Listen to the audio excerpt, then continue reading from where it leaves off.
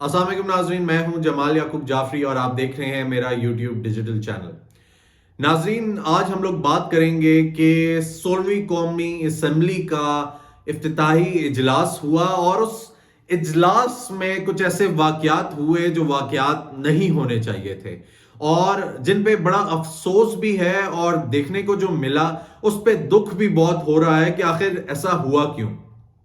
ناظرین، 302 ارکان نے آج حلف اٹھایا اور واقعہ کچھ اس قسم کا ہوا کہ جب قومی اسمبلی میں نون لیگ کے ارکان بھی آئے، مولانا فضل الرحمان بھی آئے، باقی پارٹیز بھی آئیں اور پی ٹی آئی کے جو ارکان تھے وہ بھی آئے۔ جب پی ٹی آئی کے ارکان آئے قومی اسمبلی میں تو انہوں نے فیس ماسک عمران خان صاحب کا پہنا ہوا تھا، جس پہ انہی کی تصویر ٹائپ ایک فیس ماسک تھا، وہ سب نے پہنا ہوا تھا۔ تو پھر ادھر نعرے بھی کسے گئے، ایک دوسرے کی ٹانگ بھی کھینچی گئی اور ایک دوسرے کو لیٹ ڈاؤن ڈی گریڈ کرنے کی کوشش بھی کی گئی، جس کے جواب میں پھر دوسری پارٹیز نے بھی نعرے کسے، انہوں نے بھی ٹانگ کھینچنے کی کوشش کی۔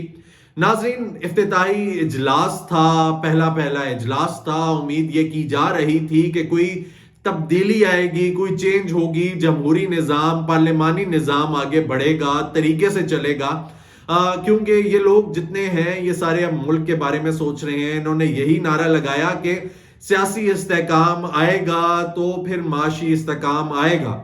اور ناظرین، اس سے پہلے ہم نے موڈیز کی رپورٹ بھی یہی دیکھی کہ موڈیز نے بھی یہی کہا کہ اگر سیاسی و معاشی استحکام نہیں آتا ملک میں تو پاکستان کے حالات بہتر ہونا ناممکن ہے، اس کو آگے لے کر جانا بہت مشکل ہے۔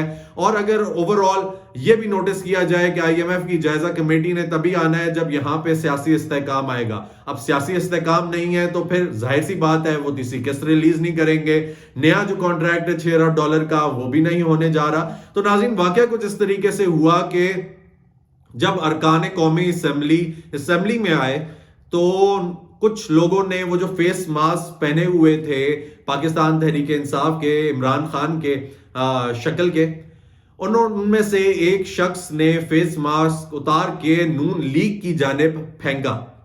اب وہ جو فیس ماسک پھینکا وہ انتہائی غلط عمل تھا۔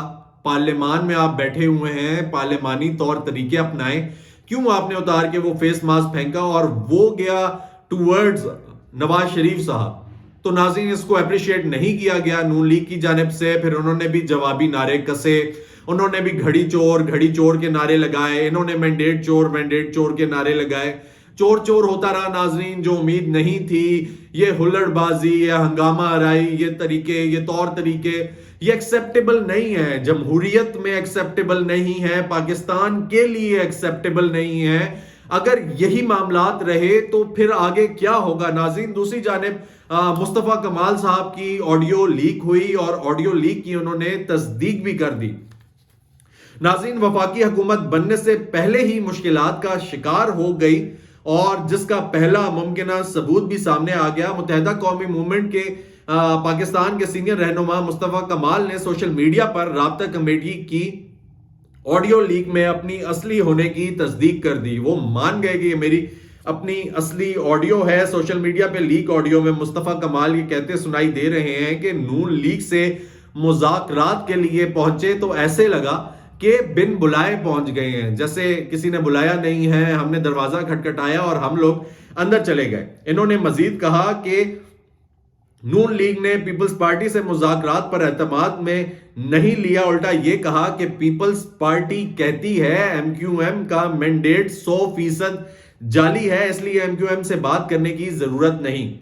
بعد ازاں مصطفیٰ کمال نے تصدیق کی کہ سوشل میڈیا پر لیک آڈیو انہی کی ہے۔ ان کا کہنا تھا کہ آڈیو لیک ہونے سے واضح ہو گیا کہ ایم کیو ایم لندن کے لوگ بھی رابطہ کمیٹی میں موجود ہیں۔ ناظرین، یہ آپ کو بتاتا چلوں کہ ایم کیو ایم لندن اور ایم کیو ایم جو پاکستان ہے، جو کراچی میں ہے، یہ دونوں الگ الگ ہیں، ان دونوں کی آپس میں کوئی خاص اتفاق نہیں ہے۔ اور انہوں نے یہ بات کر دی کہ اس سے یہ واضح ہو گیا کہ ایم کیو ایم کا کوئی بندہ جو لندن کا بندہ ہے وہ ہم میں موجود تھا جس نے یہ آڈیو لیک کی، اور یہ آڈیو لیک ہونے سے پتہ چل گیا کہ وہ بندہ کون ہے جس کی ہمیں تلاش تھی۔ چلیں، اچھا ہوا یہ آڈیو لیک ہو گئی اور وہ تلاش جو ہے وہ ختم ہوئی۔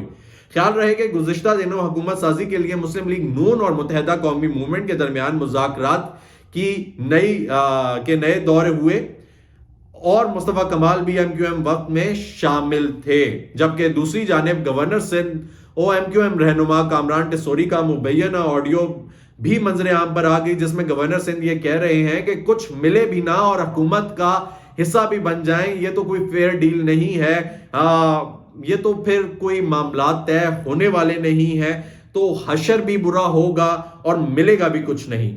مزید مبینہ وائرل آڈیو میں گورنر سندھ کامران ٹیسوری نے کہا ہے کہ وہ کہہ رہے ہیں کہ ہمارا مینڈیٹ 100% جعلی ہے، تو ہم نے کہا کہ کچھ ایسی جماعتیں بھی موجود ہیں جن کا مینڈیٹ 200% جعلی ہے اور ہمارا اشارہ ان کی طرف ہی تھا. اب فیصلہ رابطہ کمیٹی نے کرنا ہے کہ ہم کس حد تک ان کے پریشر میں آتے ہیں. یہ دونوں پارٹیاں آپس میں ملی ہیں، اب ان کے نمبرز پورے ہو گئے ہیں، ان کو صدر، چیئرمین سینٹ، 2 گورنرز دیے ہیں اور پیپلز پارٹی نون لیگ کو پریشر دے رہی ہے کہ گورنرشپ کسی بھی طریقے سے ایم کیو ایم کے پاس نہیں آنی چاہیے. کامران ٹیسوری کا کہنا تھا کہ حکومت میں شامل ہونے کے بدلے صرف ایک وزارت دے رہے ہیں، گورنرشپ بھی نہیں مل رہی، اور ہم لوگ تو پہلے پاکستان تحریک انصاف کا حصہ تھے، ہم ان کے ساتھ پچھلی حکومت میں شامل ہوئے، ہم لوگ عوام سے بھی گندے ہوئے، اب عوام ہمیں ووٹ نہیں دے رہی، عوام کو یہ لگتا ہے کہ ہم ان کے ساتھ ملے ہوئے ہیں. پہلے عوام ہمیں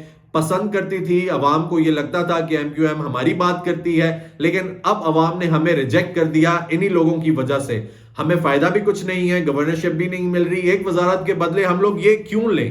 کامران ٹیسوری کا کہنا تھا کہ وہ ایک شخص کو گورنر بنوانا چاہتے ہیں، اس شخص کا نام خالد مقبول کو پتا ہے. اب وہ جو دوسری پارٹیز ہیں وہ ایک شخص جس کو گورنر بنوانا چاہتے ہیں ان کا نام خالد مقبول کو پتا ہے. دوسری جانب ایم کیو ایم ذرائع کا کہنا ہے کہ کامران ٹیسوری حکومت سازی کے لیے ہونے والے مذاکرات پر رابطہ کمیٹی کو بریفنگ دے رہے تھے، جہاں انہوں نے اس طرح کی باتیں کی ہیں.